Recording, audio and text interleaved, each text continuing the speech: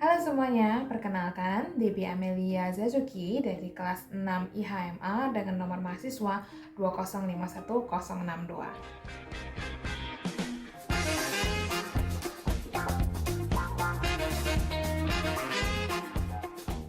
Pada video kali ini kita akan membahas mengenai hukum kepailitan dan penundaan kewajiban pembayaran utang atau PKPU yang berfokus pada prinsip-prinsip dalam hukum kepailitan dikaitkan dengan studi kasus yang diambil dari putusan Pengadilan Niaga. Di sini kita akan mengambil Pengadilan Niaga pada Pengadilan Negeri Makassar dengan nomor putusan 01/Perdata Khusus Pailit tahun 2021 Pengadilan Niaga Makassar. Putusan ini adalah putusan dari permohonan pernyataan pailit yang diajukan oleh para kreditur yang selanjutnya akan disebut sebagai para pemohon pailit kepada debitur yang selanjutnya akan disebut sebagai termohon pailit dalam kasus ini. Sebuah permohonan pailit yang diajukan oleh para pemohon pailit ini harus memenuhi beberapa syarat sederhana agar permohonan pailitnya ini bisa dikabulkan oleh majelis hakim. Yang pertama haruslah ada debitur, terus haruslah memiliki kreditur, 2 atau lebih kreditur, dan yang ketiga harus memiliki utang yang telah jatuh waktu dan tidak bisa dibayarkan oleh si debitur itu sendiri. Membahas mengenai putusan yang akan dijadikan studi kasus kali ini, kita akan mengenal lebih dahulu mengenai para pihak yang terlibat di dalamnya. Nah, para pihak yang pertama kita akan mengenalnya adalah dari pihak para pemohon pailit. Terdiri atas 4 orang secara berurutan, yaitu ada Tuan Muhammad Saleh, Tuan Hudi, Tuan Muhammad Radi Rasda, dan juga Tuan Marji Rumpu yang secara berturut-turut akan kita sebut nantinya dengan sebutan pemohon pailit 1, pemohon pailit 2, ketiga, dan juga pemohon pailit keempat.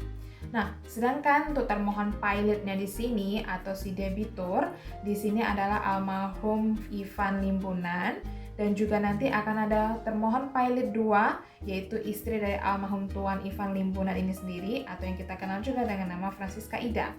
Namun untuk seterusnya dalam kronologi kasus yang akan kita bahas, kita akan lebih menyebutkan dengan sebutan termohon pailit 1 dan termohon pailit 2. Begitu juga untuk para pemohon pailit dalam kasus ini. Permohonan pailit ini diajukan atau didaftarkan pada tanggal 12 Oktober 2021. Nah, berbicara mengenai permohonan pailit, maka haruslah memenuhi syarat-syarat sederhana dari kepailitan itu sendiri yang termuat dalam Undang-Undang Kepailitan dan PKPU. Yang pertama adalah harus adanya utang ataupun tagihan yang telah jatuh waktu namun tidak bisa dibayarkan oleh si debitur itu sendiri. Dalam studi kasus kita kali ini, kita akan bahas satu persatu mengenai utang ataupun tagihan yang dimiliki oleh debitur atau termohon pailit 1 kepada para pemohon pailit. Kita mulai dari pemohon pailit yang pertama. Nah, pemohon pailit pertama ini pernah memberikan pinjaman uang kepada termohon pailit 1 yaitu tanggal 9 September 2011. Nah, beliau meminjamkan uang sebesar 200 juta rupiah dengan bukti berupa kwitansi tertulis.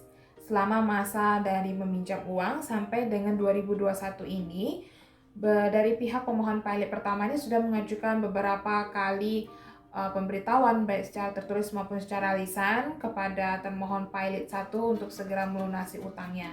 Namun, dalam proses pemberitahuan tersebut, dari termohon pailit 1 ini tidak pernah memberikan tanggapan apapun. Nah, 27 September 2021, pemohon pailit pertama ini kemudian mengirimkan surat somasi ataupun surat peringatan kepada termohon pailit 1 untuk segera melunasi utangnya tersebut dalam 2 kali 24 jam. Jadi terhitung dari 27 September, 2 kali 24 jam berarti maksimal atau paling lambat itu di 29 September 2021 udah harus dilunasin utangnya.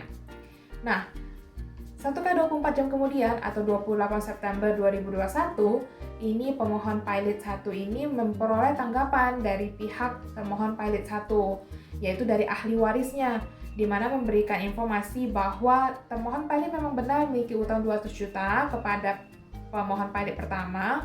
Nah, namun di sini termohon pailit telah dinyatakan meninggal dunia pada tanggal 26 Juni tahun 2020. Dan sampai dengan saat ini sendiri mengenai harta dari warisan itu masih belum dibagi kepada ahli waris. Status kependudukan dari termohon pailit pertama atau si debitur ini tercatat menikah secara sah sesuai dengan hukum yang berlaku di Indonesia dan terlebih tidak memiliki perjanjian pemisahan harta bersama antara si debitur dan istrinya.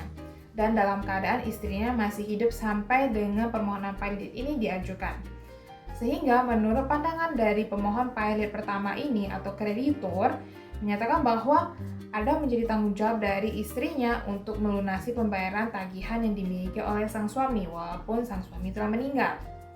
Atas jawaban yang diberikan oleh para ahli waris pada tanggal 28 September 2021, kemudian tanggal 29 September 2021 atau selang sehari kemudian, pemohon pilot pertama atau kreditur ini memberikan tanggapan kembali kepada pihak termohon pilot 1 dan ahli warisnya untuk tetap harus membayarkan utangnya atau melunasi utang-utangnya tersebut paling lambat 1 Oktober 2021 atau 2 kali 24 jam setelah surat peringatan terakhir ini diberikan. Atas surat peringatan terakhir yang dikirimkan oleh pemohon pilot pertama pada tanggal 29 September 2021 ini ternyata tidak memperoleh balasan apapun dari pihak termohon pilot dan ahli warisnya. Sehingga dalam hal ini termohon pilot dianggap tidak memiliki itikat baik, termasuk ahli warisnya juga. Nah, sesuai dengan syarat bahwa haruslah memiliki utang yang telah jatuh waktu namun tidak bisa dibayarkan, di sini terbukti bahwa pemohon pilot ini memiliki tagihan yang harus dilunasi sesuai dengan surat peringatan terakhirnya yaitu di tanggal 1 Oktober 2021. Namun sampai dengan hari tersebut, utang tersebut atau tagihan tersebut tidak kunjung dilunasi oleh debitur. Next, kita masuk kepada pemohon pilot kedua. Nah, pemohon pilot kedua ini meminjamkan uang kepada termohon pilot pertama atau si debitur ini pada Februari 2015 sampai dengan Mei 2015. Nah, berarti ada beberapa tahap nih si kreditur kedua atau si pemohon pilot kedua ini meminjamkan uang kepada termohon pilot pertama atau debitur. Totalnya sendiri ini berkisar di angka Rp110.239.000. Nah, dari semua utang yang diberikan atau pinjaman yang diberikan ini, pemohon pilot 2 ini memiliki bukti berupa bilet giro yang diterbitkan termasuk dengan nomor seri dan juga tanggalnya sesuai dengan tanggal dan rincian dari pengambilan uang yang diterima oleh debitur tersebut. Nah, dalam proses berjalannya waktu, namanya utang harus dibayar, pemohon pilot kedua ini juga mengajukan beberapa kali pernyataan baik lisan ataupun tertulis kepada termohon pilot pertama atau debitur untuk membayar utang-utangnya. Namun sama halnya dengan pemohon pilot pertama, tidak menerima respon baik atau tidak sama sekali direspon oleh pihak termohon pilot 1 atau debiturnya. Sehingga 28 September 2021, pemohon pilot kedua ini mengajukan surat peringatan atau surat somasi kepada keluarga dari termohon pilot 1 untuk segera melunasi utangnya paling lambat ini 30 September 2021 atau 2 kali 24 jam setelah surat peringatan ini diserahkan. Tanggal 1 Oktober 2021 ini pemohon pilot kedua ini memperoleh jawaban dari surat somasi yang diberikan dengan jawaban sama seperti dengan pemohon pilot pertama di mana ya mereka mengakui telah memiliki utang sebesar Rp110.239.000, tetapi di sini termohon pilot pertama atau si debitur telah meninggal dunia 26 Juni 2020 dan sampai saat ini harta warisan yang seharusnya diterima oleh ahli waris ini masih belum dibagikan seluruhnya. Jadi, atas surat tanggapan yang diberikan oleh termohon pilot dan ahli warisnya ini, kemudian pemohon pilot kedua mengajukan kembali surat peringatan terakhir di tanggal 2 Oktober 2021 atau sehari setelah menerima tanggapan dari para ahli waris untuk tetap memiliki kewajiban membayarkan utang-utang atau tagihan-tagihan yang dimiliki oleh debitur kepada pemohon pilot kedua dengan maksimal atau paling lambatnya ini tanggal 4 Oktober 2021.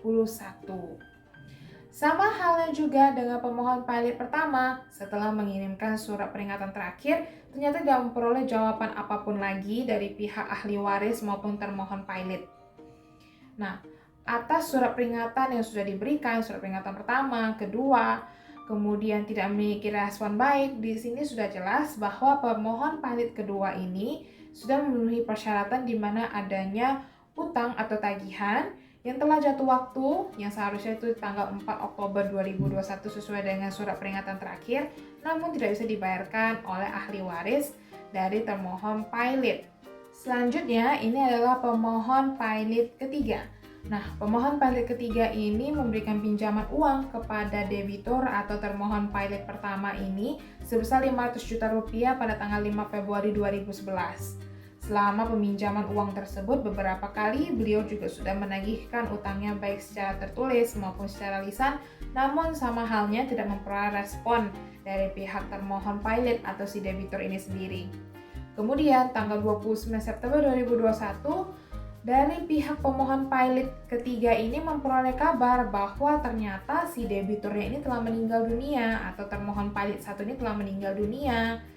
Kemudian keesokan harinya 30 September 2021 dari pihak pemohon pilot ketiga ini haruslah mengirimkan surat. Nah, mereka mengirimkan surat peringatan kepada keluarga ahli waris dari termohon pilot 1 untuk melunasi utangnya maksimal 2x24 jam setelah surat peringatan ini diterbitkan atau pada tanggal 2 Oktober 2021. Atas surat peringatan tersebut ternyata dari termohon pilot ini tidak memberikan respon atau jawaban apapun.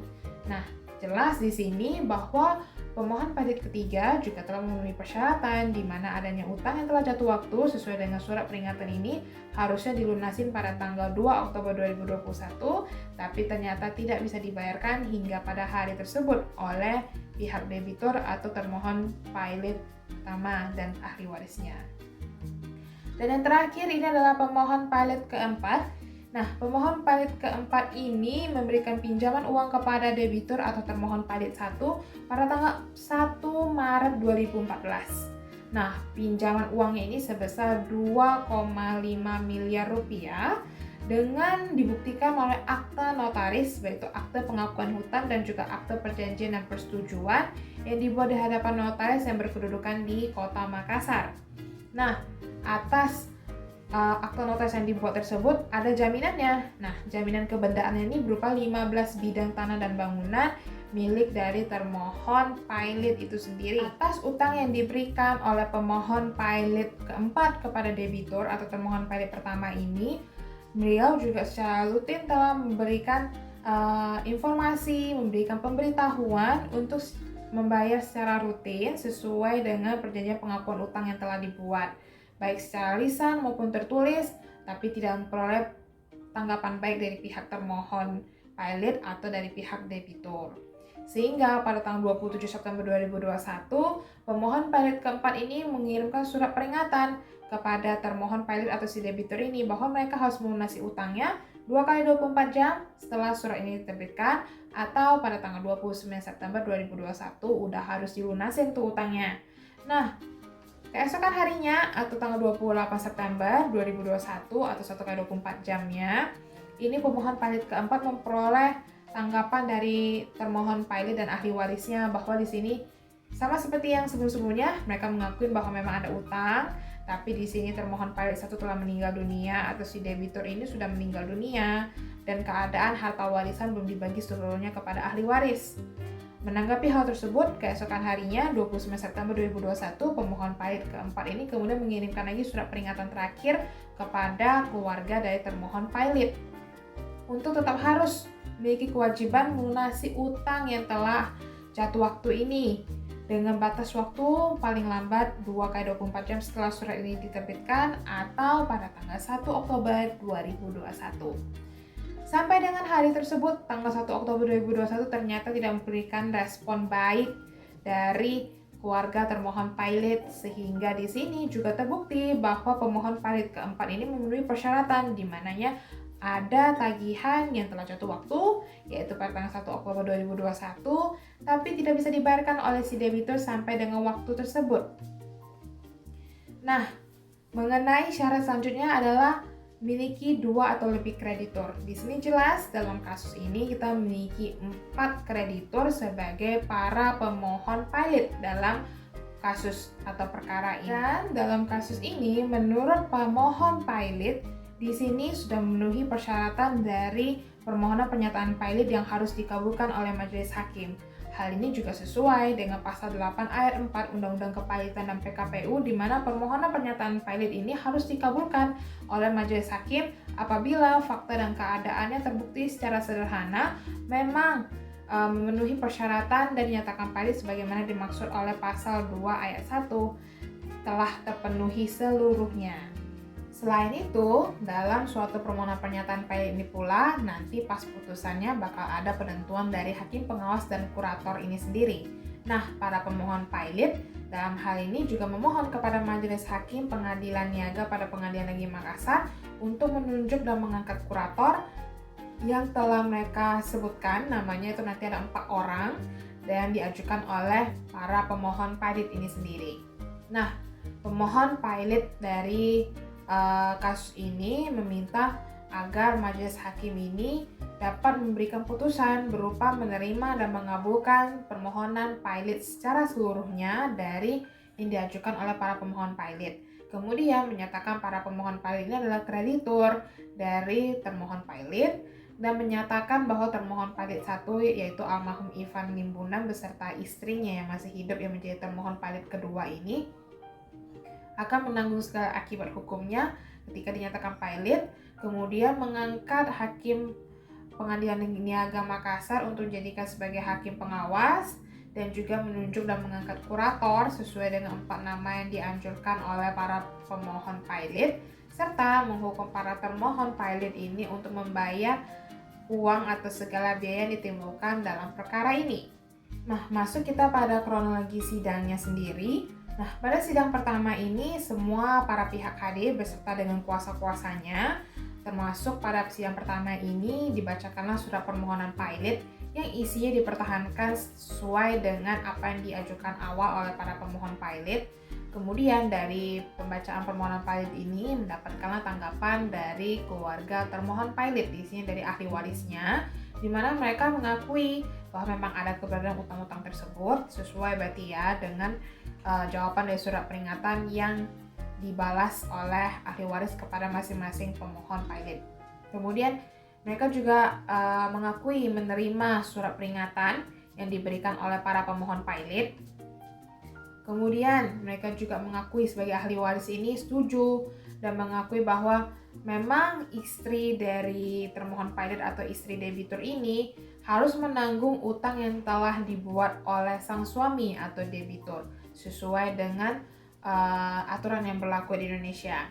Nah, ahli waris dari termohon pilot 1 ini juga akan membayar utang kepada para pemohon pilot apabila dalam perkara pilot ini dapat dilakukan pemberesan dan pembayaran utangnya ini melalui proses kepilitan.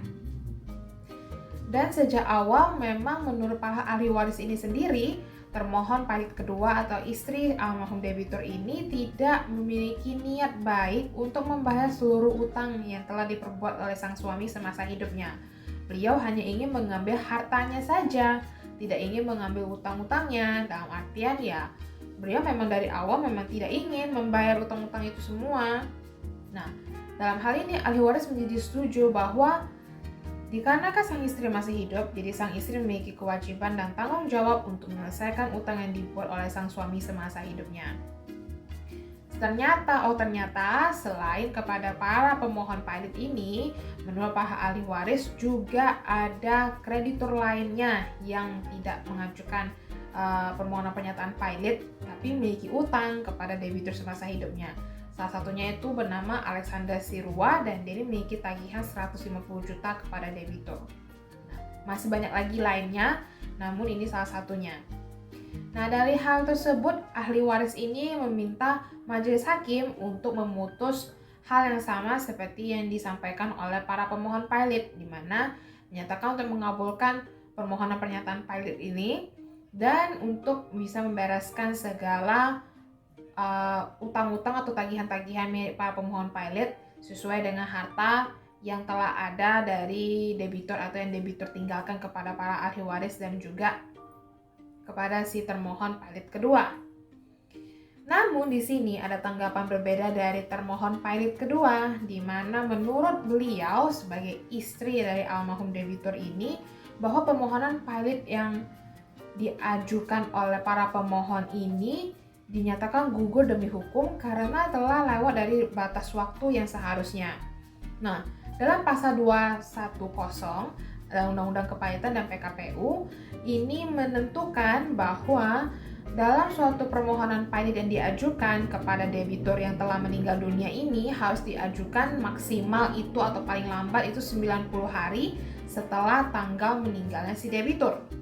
Nah, debitur sendiri ini meninggal 26 Juni tahun 2020. Nah, jika sesuai dengan peraturan, maka semaksimal 90 harinya ini jatuh pada tanggal 24 September 2020. Sedangkan permohonan pilot yang diajukan oleh para pemohon pilot ini sudah melebihi dari 90 hari. Mereka ajukannya 12 Oktober 2021. Sudah mau 1 tahun lebih. Jadi menurut termohon pilot kedua atau istri almarhum debitur, ini sudah pasti itu gugur demi hukum.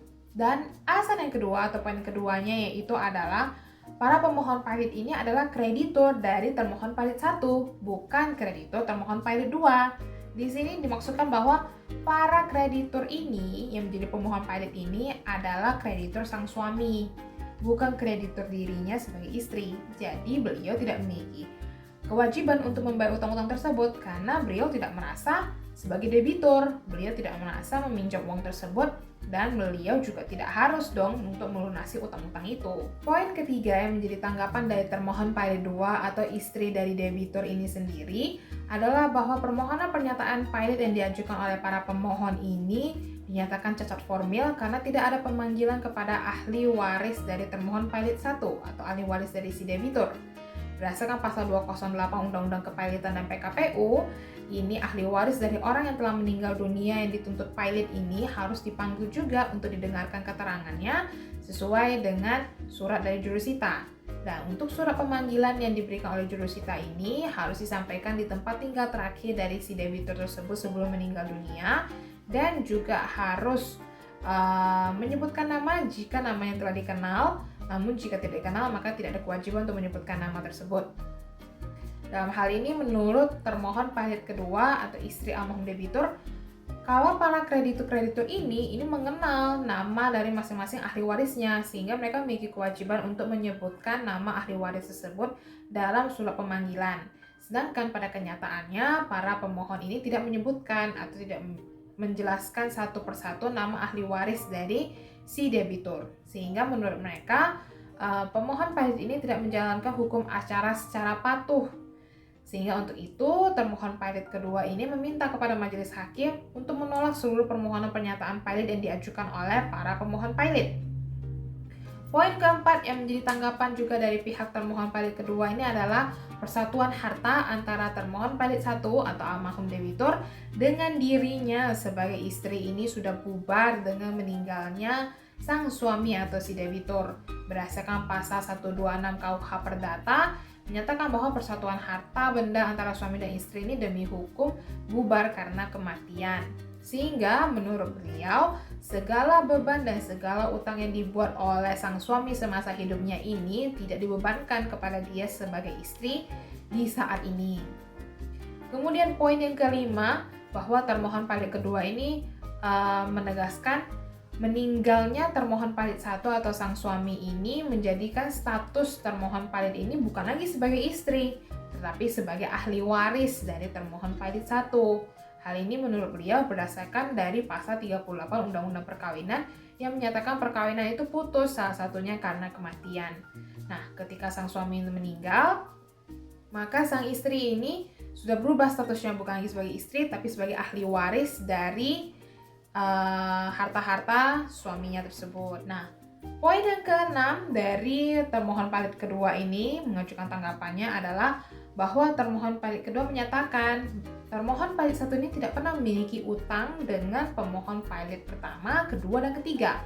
Menurut termohon pilot kedua ini, dia hanya mengetahui bahwa sang suami semasa hidupnya ini hanya memiliki utang kepada pemohon pilot keempat. Dan untuk masalah penagihan dan seterusnya, sang istri ini semasa hidup suaminya pun tidak pernah ada melihat dari pemohon pilot pertama, kedua, dan ketiga ini untuk menagihkan utang baik secara lisan maupun tertulis.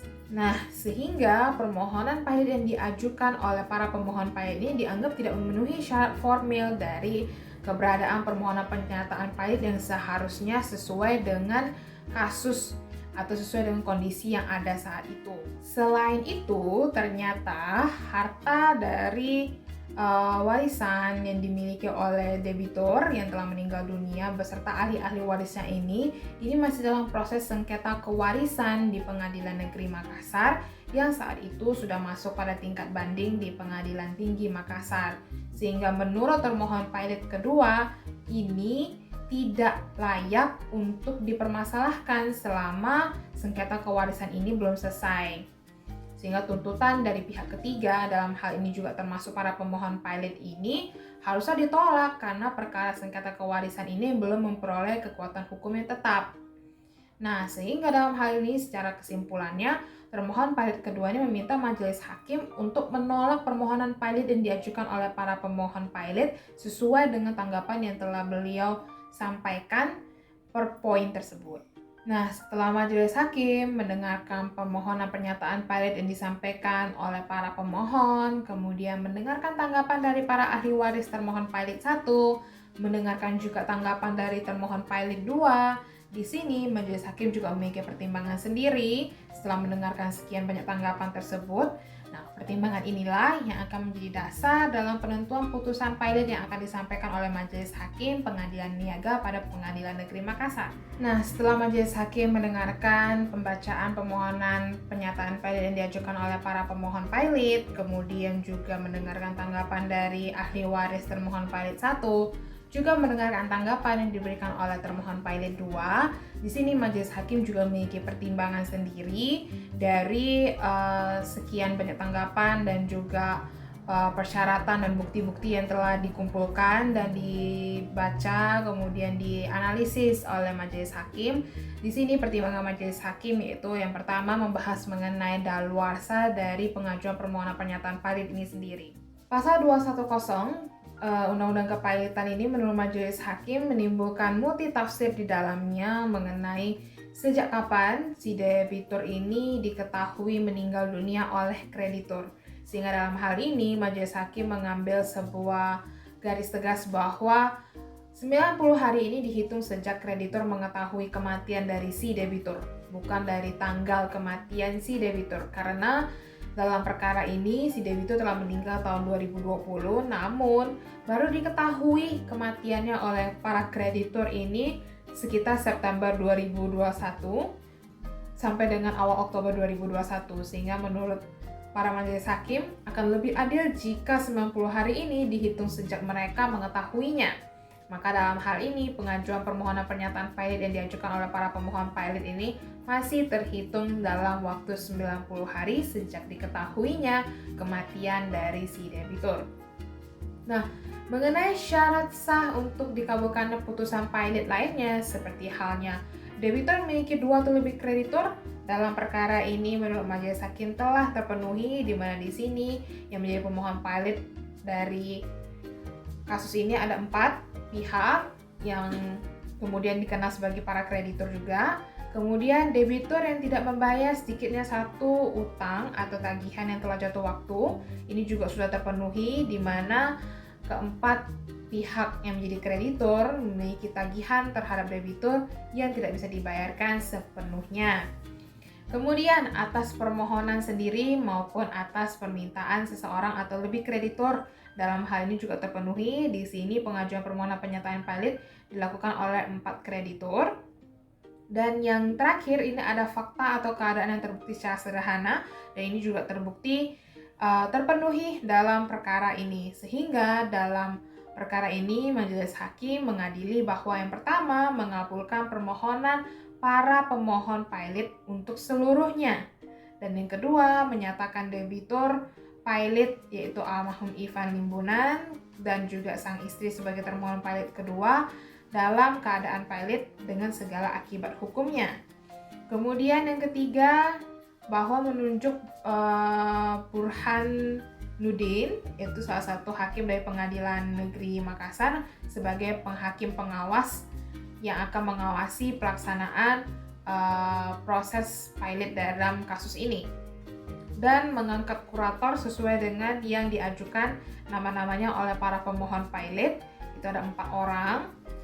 Dan kemudian menetapkan biaya kepailitan dan imbalan jasa kurator ini akan ditetapkan kemudian setelah proses kepailitan berakhir, serta yang terakhir menghukum para debitur atau termohon pilot 2 ini untuk membayar biaya perkara sejumlah Rp2.495.000. Setelah kita mendengarkan kronologi kasus, tanggapan para pihak, kemudian pendapat dari majelis hakim sendiri, sehingga pengaruhnya kepada putusan yang diberikan oleh majelis hakim.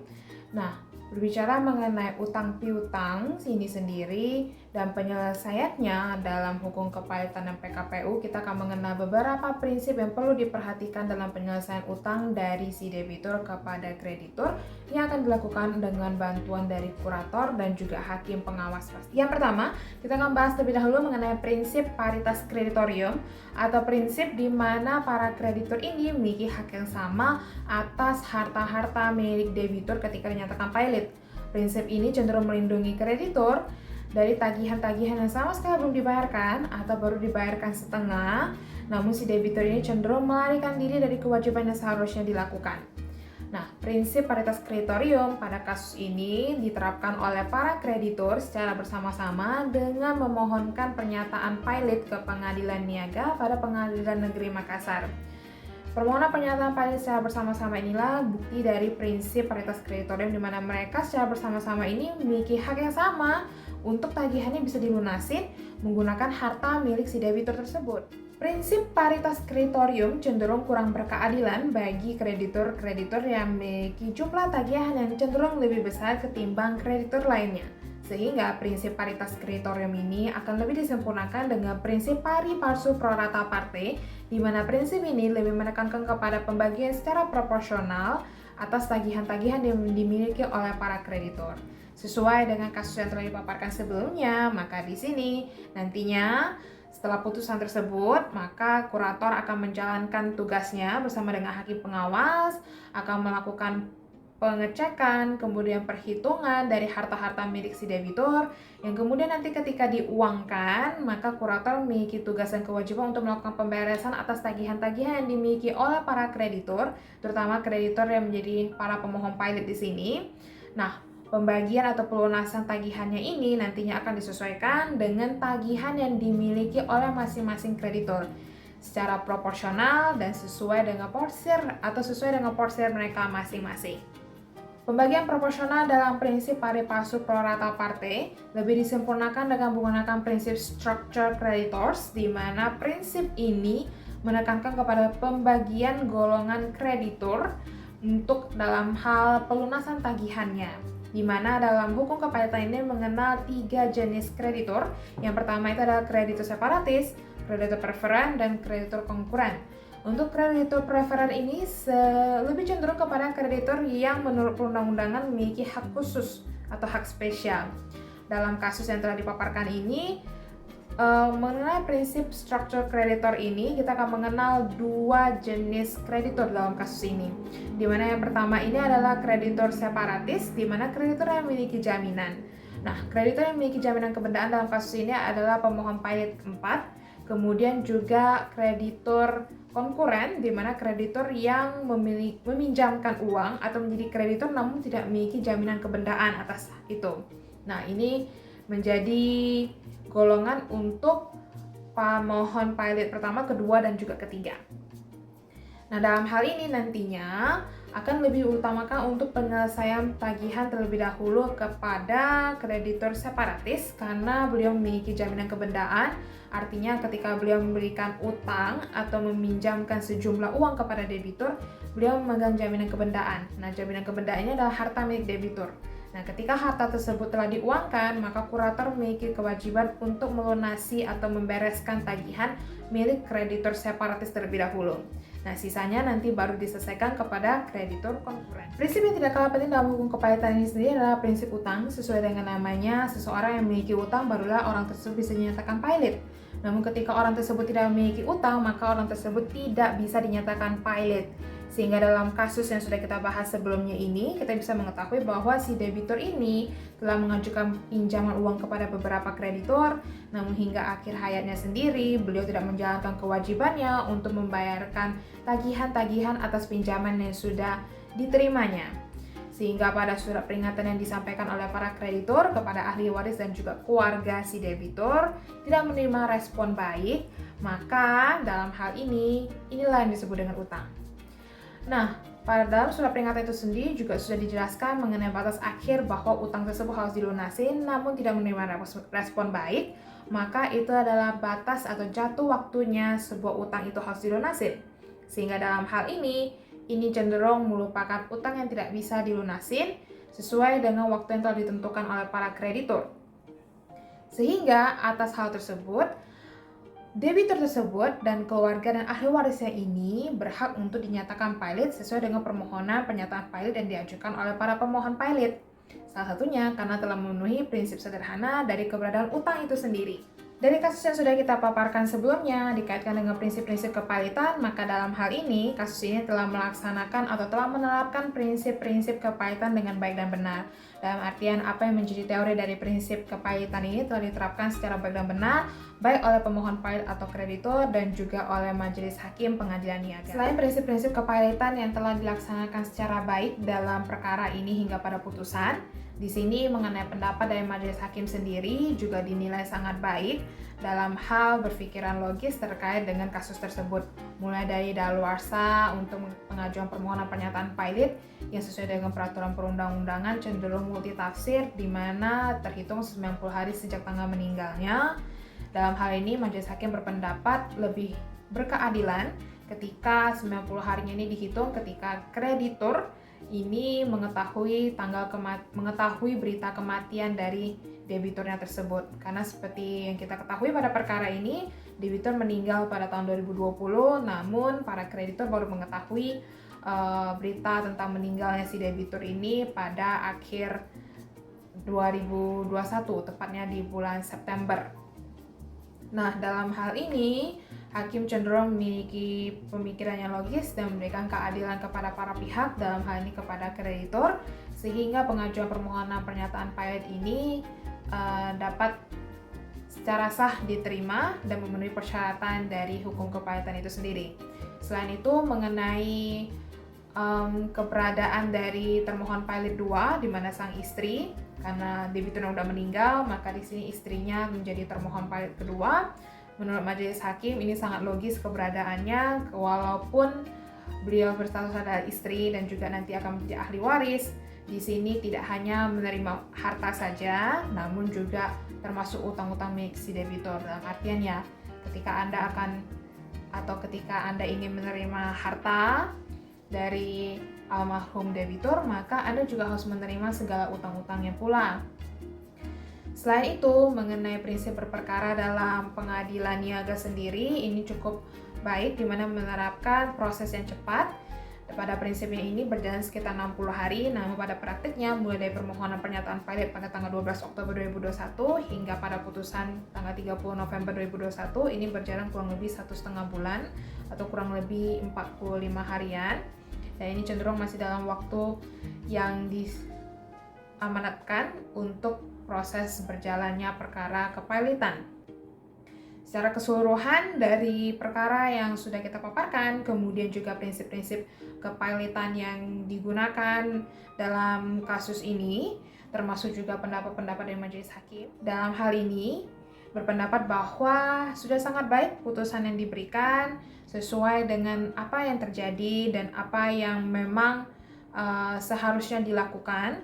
Dan di sini saran dan masukannya ke depannya adalah agar para debitur bisa lebih bijaksana ketika melakukan peminjaman uang, walaupun itu suami ataupun istri, tetap harus lebih bijaksana di mana ketika Anda meminjam uang, maka Anda harus melunasi atas tagihan-tagihan tersebut. Dan ketika Anda tidak bisa melunasinya, maka Anda harus bersedia untuk melalui serangkaian proses ketika kreditur telah menyatakan waktu atau batas akhir dari pelunasan utang tersebut sudah lewat waktunya. Untuk kreditur ini diharapkan untuk lebih cermat ketika ingin memberikan pinjaman uang, bahwa ada lebih baiknya untuk lebih selektif dalam memberikan pinjaman uang karena ditakutkannya seperti hal yang sudah terjadi pada kasus ini, debitur cenderung acuh tak acuh atau cenderung lari dari kewajibannya untuk melunasi tagihan tersebut dan berakibat pada kesulitan yang dialami oleh kreditur itu sendiri. Secara keseluruhan, dari contoh kasus nyata yang bisa kita pelajarin ini dikaitkan dengan teori dari hukum kepahitan dan PKPU.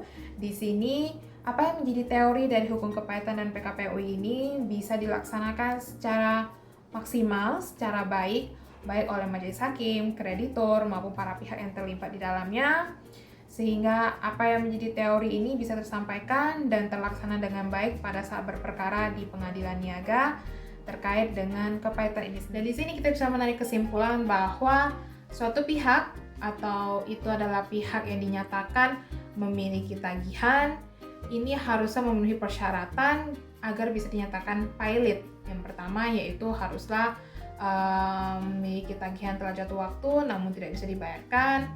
Kemudian harus terdiri atas dua kreditur atau lebih.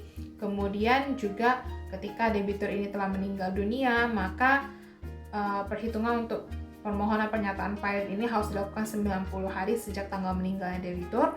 Atau dalam perkara ini, menurut majelis hakim akan lebih adil jika dihitung 90 hari sejak tanggal diketahuinya kematian oleh para kreditor itu sendiri. Nah, ketika si debitur sudah dinyatakan pilot, di sini harus adalah beberapa pemberesan terhadap utang-utang atau tagihan-tagihan dari para kreditor itu sendiri. Nah, pemberesan utang itu akan disesuaikan dengan proporsi dari masing-masing kreditor, masing-masing tagihannya. Mulai dari ketika mereka memiliki tagihan dengan jaminan kebendaan, maka mereka harus didahulukan. Kemudian ketika mereka ternyata memiliki hak istimewa yang diatur oleh undang-undang untuk pelunasannya terlebih dahulu, maka mereka harus didahulukan untuk pelunasan dari tagihan mereka. Sehingga dalam hal ini prinsip-prinsip dari kepahitan sangat berpengaruh sekali terhadap proses kepahitan yang berjalan dan lebih mempertegas mengenai bagaimana proses pelunasan utang-utang itu harus dilakukan ketika debitur dinyatakan pilot di sini. Nah, demikianlah pemaparan materi dan informasi terkait hukum kepahitan dan PKPU yang berdasarkan kasus dari putusan pengadilan 01/Perdata Khusus Pilot tahun 2021 dari Pengadilan Niaga pada Pengadilan Negeri Makassar. Semoga apa yang disampaikan ini bisa menambah wawasan kita semua terkait prinsip-prinsip kepailitan yang ada dan juga ketika prinsip kepailitan itu dikaitkan dengan kasus bakal seperti apa. Nah, atas segala kronologi yang diceritakan, mohon maaf bila ada kesalahan dalam penyebutan nama dan lain sebagainya. Video ini dibuat hanya untuk edukasi semata dan tidak ada maksud lainnya. Demikian informasi yang bisa saya sampaikan kepada kita semua, semoga bermanfaat dan sampai jumpa di video berikutnya.